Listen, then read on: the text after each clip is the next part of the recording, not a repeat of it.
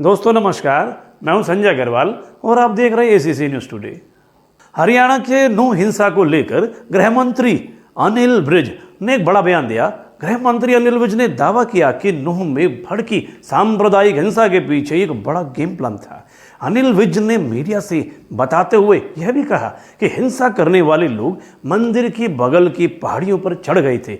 उनके हाथों में लाठियां थी और वे अंदर जाने के लिए रास्तों पर इकट्ठा हो गए थे। यह सब एक साजिश के तहत एक बड़ी योजना के बिना संभव नहीं है। उन्होंने कहा कि इस मामले की गहन जांच के बिना किसी नतीजे पर नहीं पहुंच सकते। अनिल विज ने मौजूदा हालात की जानकारी देते हुए कहा कि हालात में सुधार होने पर इंटरनेट सेवाएं बहाल कर दी जाएंगी। हरियाणा के गृह मंत्री अनिल विज ने नूह हिंसा को बड़े गेम प्लान का हिस्सा बताया है। उन्होंने कहा कि लोग मंदिरों के बगल की पहाड़ियों पर चढ़ गए थे।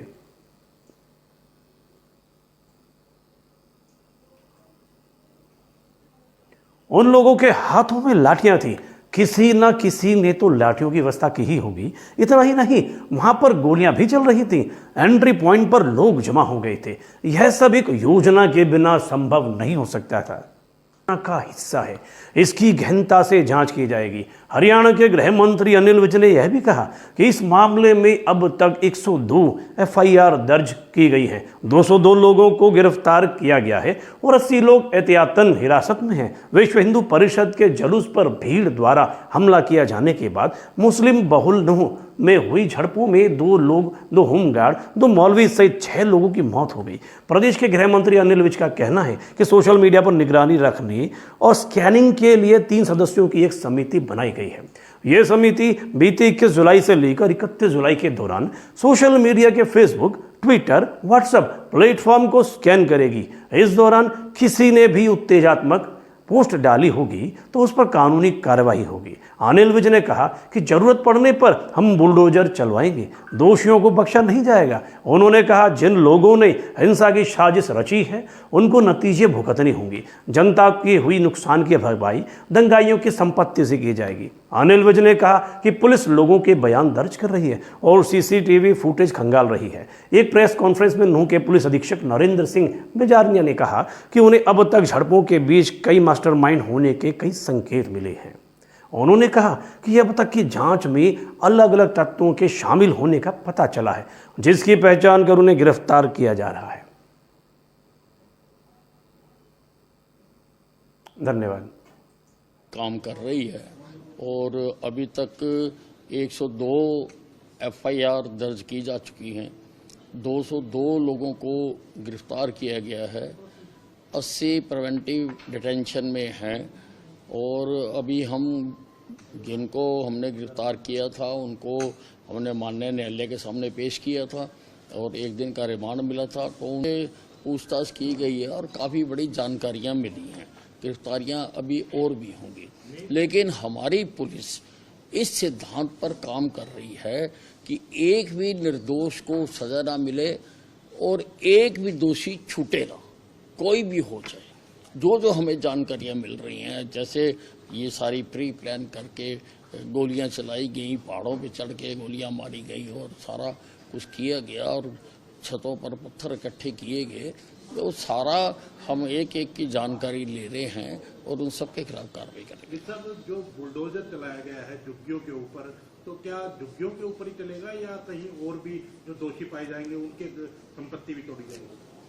देखिए, ऐसा है, इसमें हम पूरी कार्रवाई कर रहे हैं और जिसमें जैसे जिसके ऊपर केस बनता है उसको इलाज करेंगे और इलाज में बुलडोजर भी एक दवाई है, वो भी जहाँ जरूरी होगा हम चलाएंगे। अच्छा, प्री प्लान था तो मास्टरमाइंड का पता चला क्या अभी तक? नहीं, देखिए अब जैसे जैसे चीज़ें सामने आ रही हैं, लोग बता रहे हैं, लोगों के बयान हो रहे हैं और सारी जो सीसीटीवी फुटेज है वो खंगाली जा रही है।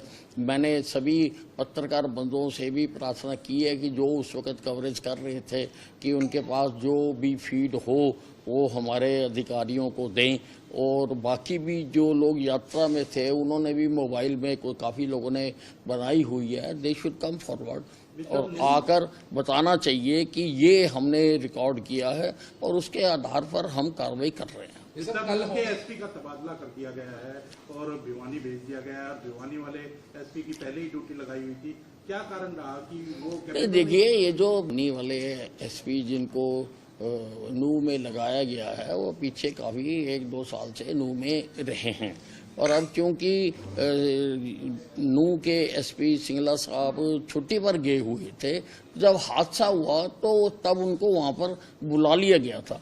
तो अच्छी प्रकार से व्यवस्था हो सके इसलिए उनको ही अब परमानेंट वहाँ का एसपी लगा दिया गया है। बिशप होम सेक्रेटरी कल कह रहे थे कि हमारे पास पहले ही रिपोर्ट्स थी और जो पीस कमेटी के साथ डिस्कस की थी, तो क्या कहीं ना कहीं ये नहीं लगता कि सीआईडी इंटेलिजेंस फेलियर भी था और अगर पहले इनपुट थी तो एक्शन क्यों नहीं लिया गया?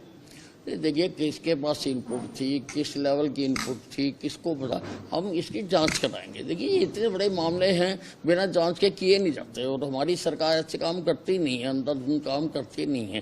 तो उसका मैंने जांच कराने के लिए कह दिया है कि किस स्तर पर इंफॉर्मेशन थी, किसको इंफॉर्मेशन थी, अगर उसको थी तो उसने कहाँ तक बताई, किसको बताई, किस लेवल के अधिकारी को बताई, वो सारी जांच करनी पड़ेगी। पोलिटिकल भी आया है सामने, कुछ पोलिटिकल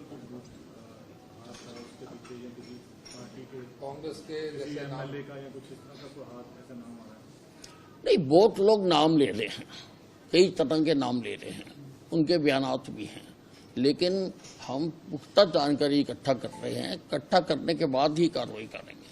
आज शुक्रवार है, आज जुम्मे की नमाज है, तो किस तरह से देखते हैं? आज कोई बातचीत हुई है आपकी वहाँ भी प्रशासन से कि किस तरह से एहतियात बरतें? नहीं, मैंने नू और आसपास के सभी जिलों के डिप्टी कमिश्नर से खुद बात की है। पंजाब राजस्थान की कुछ सस्पेक्टेड गाड़ियां भी वहाँ पर देखी गई हैं, वीडियोस। मैंने खुद बात की है और वहाँ के मौलवियों से भी हमने बात की है।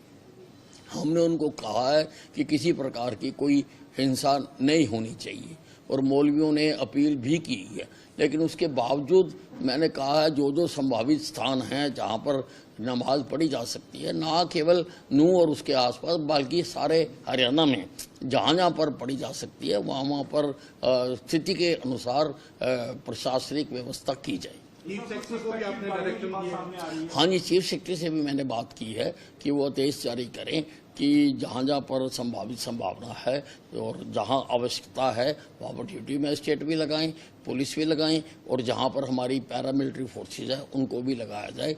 और सबको, हम किसी को अपने धार्मिक अनुष्ठान करने से रोकना नहीं चाहते हैं, लेकिन किसी प्रकार का कानून कोई हाथ में ना ले उसको हम देखना चाहते हैं।